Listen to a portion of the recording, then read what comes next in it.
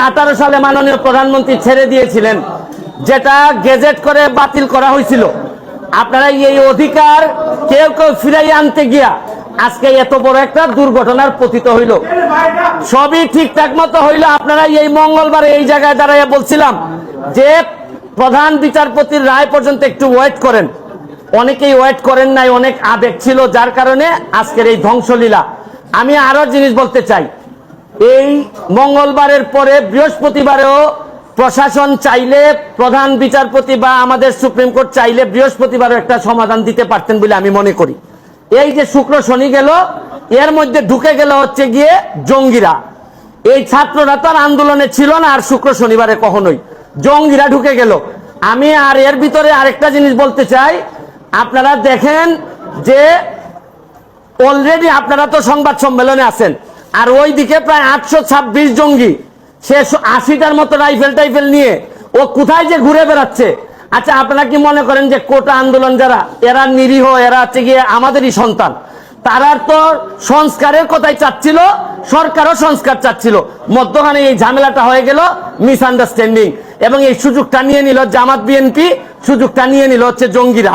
এখন আমি মনে করি এই সরকারের প্রশাসনও, যারা বয়স্ক যারা আছেন, তারাই এই তরুণদের যে সেন্টিমেন্ট, এইটা বুঝতে পুরোপুরি ব্যর্থ হয়েছেন।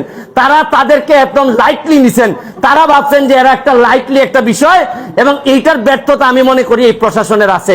কারণ এখানে হাজার হাজার মানুষ এখন নতুন চিন্তার মালিক, এরা নতুন নতুন চিন্তা করে, এরা সারা পৃথিবী দেখে অভ্যাস। আপনি জানেন যেখানে 18 সালে এরা পথে নেমে আসছিল, এখন আবার যে ঘটনাটা ঘটলো, এইটা প্রশাসনও চাইলে আরো কন্ট্রোল করতে পারতেন। এবং আরেকটা ব্যর্থতা আছে, আমাদের যে এই সরকারের বিরুদ্ধে দেশি বিদেশি চক্র, এরা অ্যাক্টিভ, তারা চায় এই সরকারকে বিপদে ফেলতে।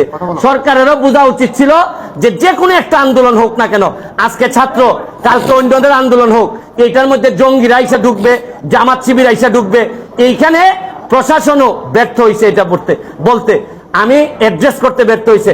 আমি সরকারকে দাবি জানাবো, যত দ্রুত সম্ভব আমরা যে অর্ডার হয়েছে সুপ্রিম কোর্টের, এটা গেজেট আকারে প্রকাশ করে, কারণ সরকারের প্রতি বিশ্বস্ততা কমে গেছে ছাত্রদের। এইটারে বাড়ানোর জন্য আমাদের কোর্টের প্রতি বিশ্বস্ততা কমে গেছে, কারণ কোর্ট বলার পরও ছাত্ররা শুনে না, প্রধান বিচারপতি বলার পরও ছাত্ররা শুনে না। কারণ হচ্ছে গিয়ে আপনি যাই বলেন, বাস্তবতা হচ্ছে গিয়ে ছাত্রদের জন্য যে বিশ্বস্ততা থাকা দরকার ছিল প্রশাসন এবং বিচার বিভাগের, এই বিশ্বস্ততা নাই। আরেকটা জিনিস বলতে চাই, আকাশের যে জায়গায় মেঘ জমা হয়, আইসা বৃষ্টি পড়ে আদালতের উপর, আপনি বিভিন্ন সংসদের ঝামেলা, নীতি নির্ধারণের ঝামেলা, এগুলা সব কেন আইসা সুপ্রিম কোর্টের বৃষ্টিপাত হইতে হবে? এগুলা তো সুপ্রিম কোর্টের ঝামেলা ছিল না। সুপ্রিম কোর্টের ইমেজ ক্ষুণ্ণ করার জন্য এই ধরনের মেঘগুলা যথেষ্ট। পলিসি ডিসিশন যেখানে প্রধানমন্ত্রী 18 সালে শেষ করে দিচ্ছেন, এইটারে হাইকোর্টে নিয়ে আইসা এইসব ঝামেলা, মানে মেঘ জমে অন্য জায়গায় আর বৃষ্টিপাত হয় হচ্ছে গিয়ে সব সুপ্রিম কোর্টে। আমি বিশ্বাস করি সুপ্রিম কোর্টের ইমেজ এতে ক্ষুণ্ণ হয়, পরবর্তীতে এইসব বিষয়ে যেন আরো সচেতন থাকেন সুপ্রিম কোর্ট, এবং প্রশাসনের জন্য সতর্ক থাকে, এবং দ্রুত আমি মনে করি গেজেটটা দিয়ে আমি বাচ্চাদের যারা আছে তাদেরকে বলবো, তোমরা বাড়ি ফিরে যাও, তোমরা যা চাইছিলা তার চেয়ে বেশি তোমরা পাইছো।